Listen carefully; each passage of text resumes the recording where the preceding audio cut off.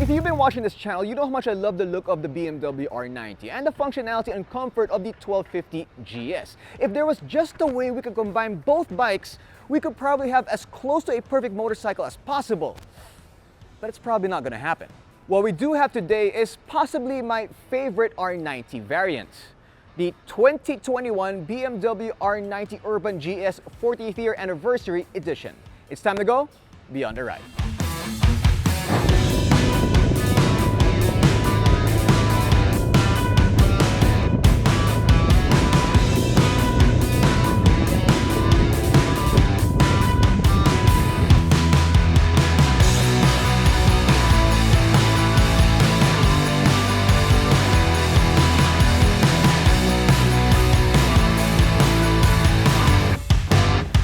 Let's talk about some of the specs which are kind of identical with the Pure, which we featured here in MotoDeal a couple of months back when the new R90s were launched. The bike is powered by an 1170cc air oil-cooled 2-cylinder 4-stroke boxer engine that punches out 109 horsepower at 7,250 RPM and 160 Nm of torque at 6,000 RPM. Stopping power is provided by twin disc brakes up front and a single disc at the back. Keeping bumps at bay, you got a 46mm upside-down telescopic fork up front, while the rear suspension's got the cast aluminum single swing arm with BMW MotoDeal paralever. The shock can be adjusted for spring preload alongside an adjustable rebound damping feature. So this is where things get really different from the Pure variant. The tires. Clearly, these are knobbies. I think they look great. They complement the bike perfectly, especially because it's a GS and off-road theme. And it does have some functionality when I went out on the road and on the mud. However, on the expressway, not that great. I'll explain a little bit when we go out on a ride. The size is also different. Up front, you got 120/70 on 19, while the rear is 170/60 on 17. So clearly it still has the drive shaft, LEDs front and back, including the adaptive aka cornering lights. It's got the USB socket right here. All of the little things that was updated in the 2021 version of the R90s, this still has. It's got the Acura twin pipes, which come up a little bit higher than some of the other R90 models because of the GS and off-road theme. And speaking of the pipes, let's listen in.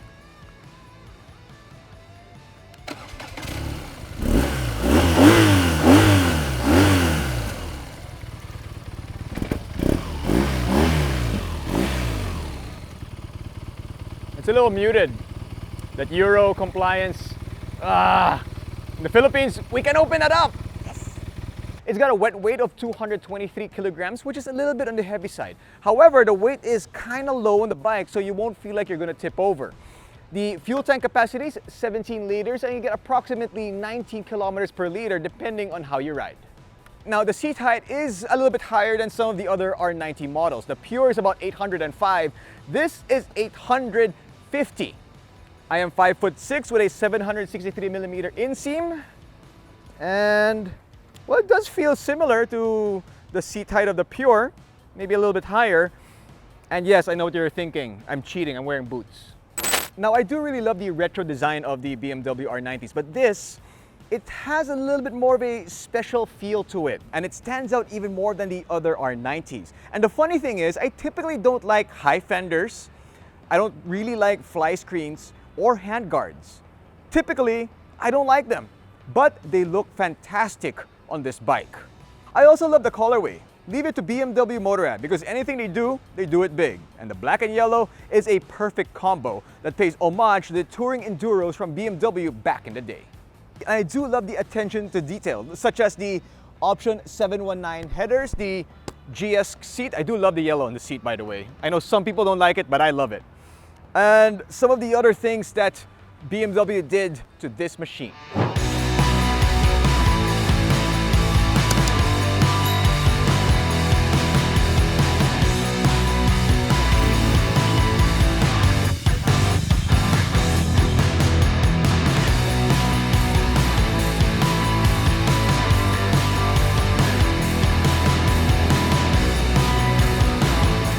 You know, this seat is actually really comfortable. I mean, I don't know if it's playing tricks on me, but it seems like it's more comfortable than a normal R90 seat.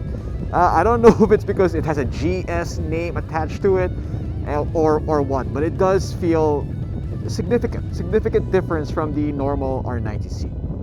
And the ergonomics, well, it's just pretty much what you expect. You know, it's nice and upright, but with a very slight lean forward to grab the handlebars. I can ride this for a very long distance, or a very long ride, if you want to call it that. But I wouldn't think that it would, you know, the lean forward wouldn't really hurt my back as much as you would think. The suspension is really pleasant. It absorbs the potholes and the uneven roads of the urban areas here in the Philippines really well. And when you go out on gravel and the road less traveled, it handles that pretty good as well. Now, a while ago I was talking about the knobby wheels. I mean, they look great, right? I mean, it completes the look of the R90 Urban GS theme. Like it goes perfectly well with the bike. And I did take this out on some back roads on a very light trail, and in the trail there was dust, there was dirt, mud, and I got through it without any problems whatsoever. The wheels did its job. However, when I was on the expressway, well, if you're just going the speed limit, it shouldn't be a problem. It should be perfect. However, if you go for a little bit more spirited riding, well, just think about it. There's less rubber contact with the ground, right? So because of that, don't expect it to be as stable as other tires. So I think the knobbies work great in not so high speeds, and also when you're going through the back roads and some light trail, but do not go faster than you really need to when you're using these tires. At least that's just my opinion. And another thing, you also hear a lot of noise when you're on the expressway with these tires. I'll give you an example. The very first time I used knobby tires on the road, I was actually on a dirt bike doing a trail in Tanay, and then after I came out of the trail, I was on the dirt road. I was on pavement, and I kept on wondering, what is that noise? I couldn't figure it out right away, and then I realized, oh, it's my tires. So yeah, I was going maybe like 40 kilometers per hour on the concrete roads in Tanay, and I already heard a noise. So you can imagine how loud this would be when you're going at speed on the expressway with knobby tires. The cornering or adaptive headlight works really fantastic. And of course, the LED is crucial. In my opinion, that's one of my favorite upgrades of the new version of the R90 as opposed to the previous models. That the LED, you can really ride the bike at night now, because the old model, the old R90s, really honestly weren't great riding at night because you could hardly see where you're going with the old headlights. I know I just said it, but the suspension is really super good. Not quite GS comfy, but it's definitely, yeah, I'm convinced now, it's definitely more comfy than the other R90 models. But of course, it's, this bike still doesn't have a fuel gauge. I know some of you guys out there probably get annoyed that I always complain about bikes that don't have fuel gauges. But I just don't get it. I just don't understand. I know you're trying to have the retro feel, you're trying to have that kind of vibe with this bike, but I would still prefer a fuel gauge. I want to know how much gas or fuel I've used and how much further I have to go. And another thing that this doesn't have is a gear indicator. Why? Why isn't there a gear indicator on this bike? I don't get it. So I would certainly just like to have a gear indicator and a fuel gauge, and the dash would be perfect aside from that. What's bizarre to me is that you don't have some of the basic fundamentals like a gear indicator and a fuel gauge, yet you have different riding modes. You have road, you have rain, and you have dirt mode as well. I managed to use all of those modes, and I think they work fantastic, especially the dirt mode. I was shocked at how good it was off-roading on this bike. Of course, it wasn't crazy off-road, but it was still off the beaten path, right? I mean, it was still muddy areas that I got through with no problem whatsoever. Now, another feature that the bike has that I absolutely love is the cruise control. And you know, it really begs you to take her out on long rides because, well, it's got cruise control. I mean, who doesn't want to use cruise control when you're out on the highway and putting on the miles on a motorcycle? So I just find it funny that it does have some modern features, but it doesn't have some of the fundamental ones that I normally would look for in a motorcycle. The riding in the city is actually pretty pleasant. Sure, there are times when you're trying to filter on lanes and you look down at the boxer engine and you're like, uh-oh, kasha ba ako? Can I fit through that little gap? But the truth is this, right? I mean, if you manage to get through with your handlebars, 99% you're gonna get through with the engine because the handlebars are the widest part of the bike. So if you need to filter a lane, or if you need to filter and the handlebars won't make it, guess what? You're not gonna make it. So just keep that in mind as a rule of thumb. If you get through the handlebars, you should be fine. Now I did ride it in the rain a little bit as well, and you know, it handled it very well. I was worried a little bit because of the knobby tires. I was on concrete, I was on pavement, on paved roads. So I honestly, when I think about it, because I would probably barely take this bike out on trails, I would probably want to change the tires.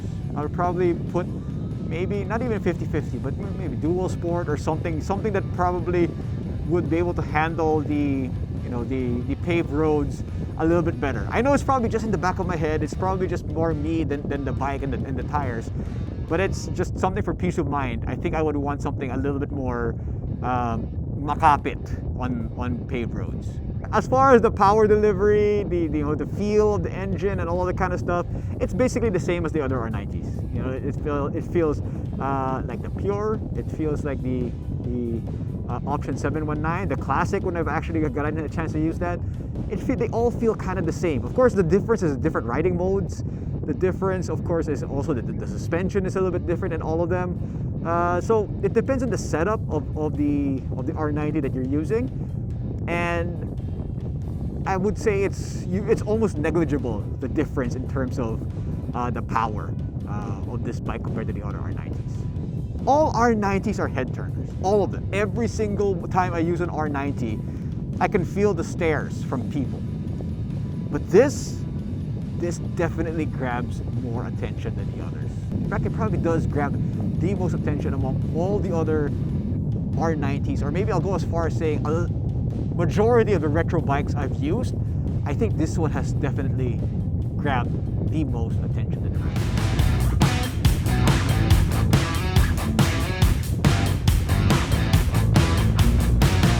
So is it the perfect bike? Honestly, no, it's not. And I'm convinced there is no such thing. But it does feel really special. And if you love BMW R90s, then perhaps this model could be the one for you. However, it does come at a price. And when I say price, I'm talking 1,275,000 Philippine pesos.